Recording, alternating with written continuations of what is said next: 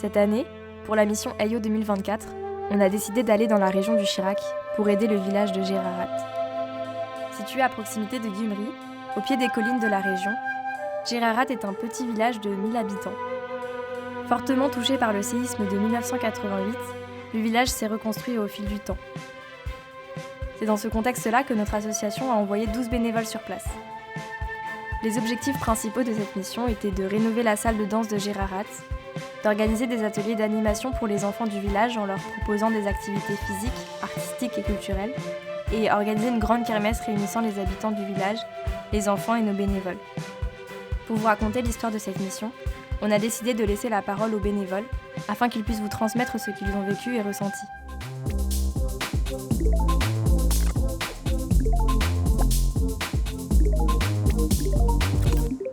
L'accueil des habitants, il a été vraiment très chaleureux, très ouvert et ils avaient tous envie de nous partager leur culture et de nous montrer ce que c'était vraiment l'Arménie, et je pense que c'est aussi ça qui a rendu notre expérience aussi unique. L'accueil des habitants de Gerarat, il est très agréable. Dès le début, à notre arrivée, on a été très bien accueillis. Chez notre maison d'accueil, déjà, on a des très bons hôtes qui sont très agréables. Et pareil pour le reste du village, tous très agréables à nous dire bonjour tout le temps et à nous inviter pour boire un verre de temps en temps.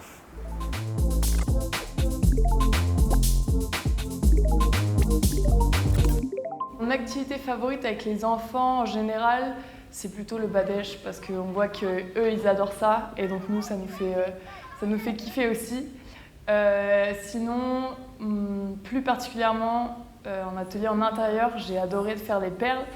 L'atelier de perles, en voyant qu'ils ont tous adoré, petits comme plus grands, les filles et les garçons, ils ont tous adoré faire des perles et c'était vraiment chouette de les voir repartir avec leurs petits bracelets, leurs petits souvenirs un petit bout de nous.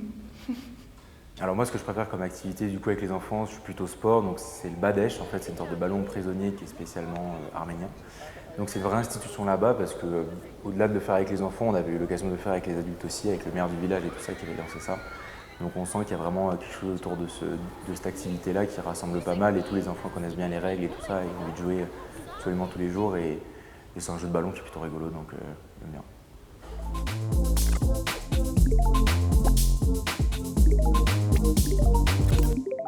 Donc au niveau des enfants, on voit que même si on a quelques problèmes de communication, puisqu'il y a la barrière de la langue qui reste assez présente, avec le langage, avec le regard, avec les gestes, avec un sourire, on arrive à communiquer et à transmettre énormément de choses et eux nous le rendent exactement de la même manière, voire en 100 fois plus.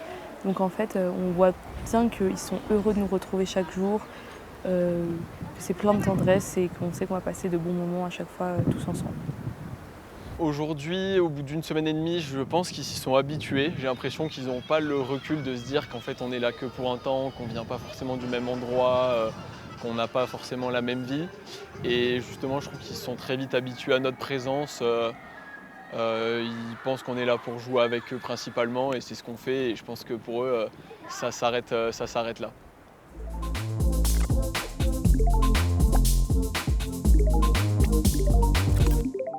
Alors je suis allé au chantier les 2 premiers jours du chantier en fait.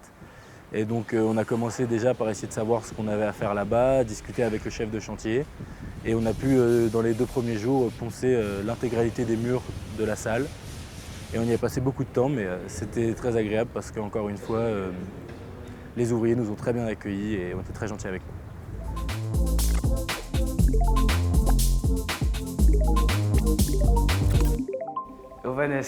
Ovanes, c'est un personnage particulier. C'est le maire du village, mais plus que ça, plus que dans la partie administrative avec son statut, etc., comme on peut le percevoir en France, il y a aussi beaucoup cette notion de chef du village. Il est au quotidien auprès de ses concitoyens, il va travailler au champ comme eux, et puis d'un autre côté, il est là pour nous accueillir, nous les étrangers, pour donner une bonne image à la fois de son village et de son pays dans la globalité.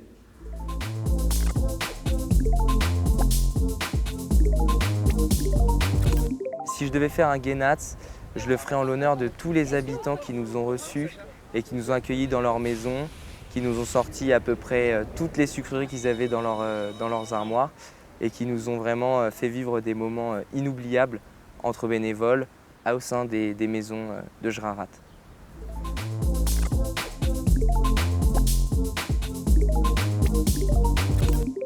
trouve qu'on a un bon groupe.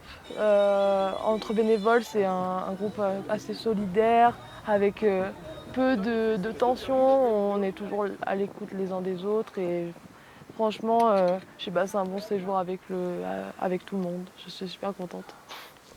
Alors, l'ambiance entre les bénévoles, cette année en tout cas, est incroyable. Tout le monde est là pour découvrir, pour aider, pour se donner. Et on est tous hyper motivés par la même chose. Et je pense que ça nous permet d'avoir une ambiance super détendue et vraiment à l'écoute de chacun. Et ça, c'est vraiment incroyable.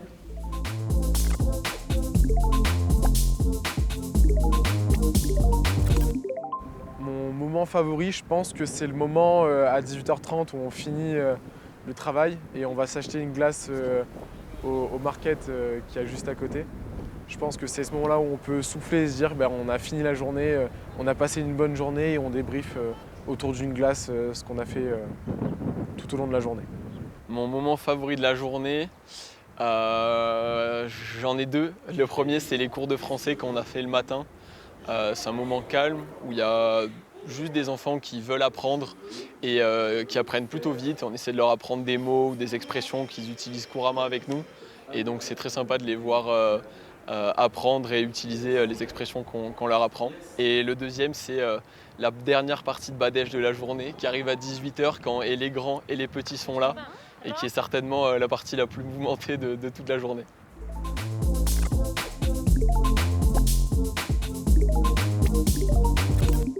Je pense que c'est le travail de Nariné Poladian qu'on est allé voir ensemble dimanche dernier, qui fait un travail extraordinaire. C'est la seule sculptrice de Rajkar en Arménie et elle est tout simplement extraordinaire. Donc je pense que c'est son travail que j'aimerais mettre en avant parce qu'elle nous a accueillis à bras ouverts. Elle nous a fait participer, elle nous a montré son quotidien et elle nous a fait essayer aussi. Donc je trouve ça extraordinaire. Il y a un dimanche, on est allé à Gyumri et on a visité le plus vieux, comment on appelle ça, vieux salon de coiffure, je crois, de Gyumri, qui date de 1940, je crois. Et ouais, cette époque et tout, c'était hyper drôle. C'est que pour les mecs, il me semble. Mais ouais, non, franchement, c'était marrant. Nous, on s'est tapé des barres personnellement parce qu'on a vu juste les mecs se faire couper de manière un peu douteuse. Et après, ouais, voilà, non, c'était cool.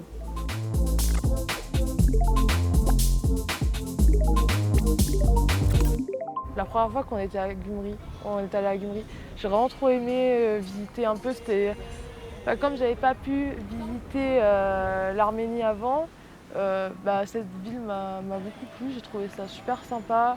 Et puis la guide était super avenante. Mon moment préféré du voyage, je pense que c'était les cascades. Quand on a fait les cascades de Tershken dans le Chirac et on y allait un dimanche en excursion tous ensemble. C'était vraiment un super moment qu'on a partagé. Le paysage était incroyable. J'ai adoré le moment où on est allé dans la grotte. Donc c'était en dehors du village. Et en fait, au départ, on a marché un petit peu dans une zone désertique. On a commencé à se demander où Ovanes, le maire du village, allait nous emmener. Et puis finalement, on est arrivé dans une espèce de cavité qui était construite directement dans les collines et la montagne. On s'est retrouvé avec des prises de vue assez magnifiques, avec le coucher de soleil dans le fond. On a fait un holovat, donc c'est une espèce de barbecue avec plein de viande. Et puis globalement, il y avait une ambiance géniale entre à la fois les bénévoles et les habitants du village.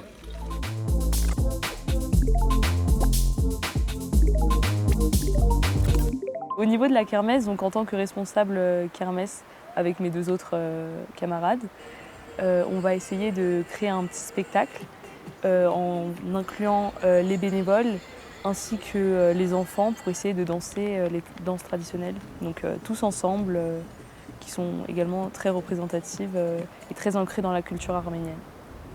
Alors pour la kermesse, moi je suis une des personnes qui est responsable de l'organisation. Sachant qu'on a certainement des représentants français qui viennent, il y a aussi vraiment beaucoup de choses à prendre en compte. Donc on a déjà beaucoup commencé à préparer en amont. Et le jour J, je pense que je ne me mettrai pas forcément sur une seule activité. Il va falloir que je tourne un peu. En plus de ça, je suis respo communication. Donc c'est aussi à moi de faire les photos et les vidéos de la journée avec mon acolyte Louis. Et du coup, je pense que je vais être vraiment présente un peu partout. Et j'ai très hâte de ce moment et de partager ça avec les enfants et les villageois.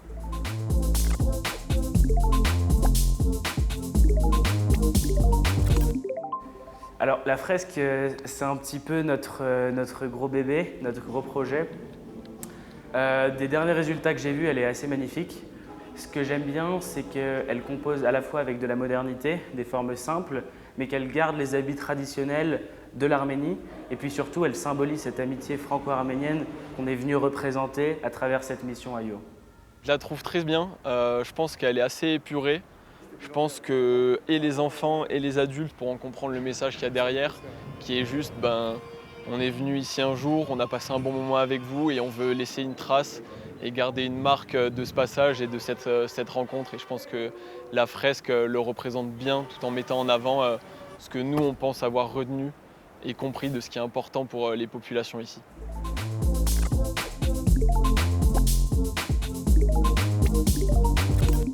Alors si je devais résumer mon voyage en quelques mots, ce serait partage, sortie de zone de confort, affection et découverte. Pour résumer le voyage, je pense sincèrement que le mot générosité, hospitalité, rire, famille, enfant sont les mots qui décrivent au mieux la mission de cette année et le voyage.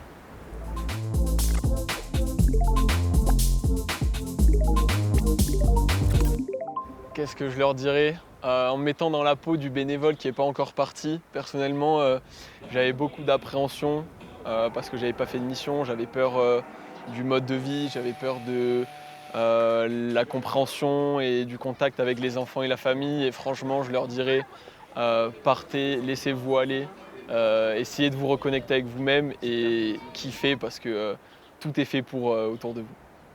Ce que je dirais aux futurs bénévoles pour la mission 2025, ce serait vraiment de laisser tous ces problèmes, tous les soucis que vous pouvez avoir en France, de venir ici la tête vide et vraiment de profiter, de s'amuser et de se rendre compte du moment exceptionnel que vous allez vivre.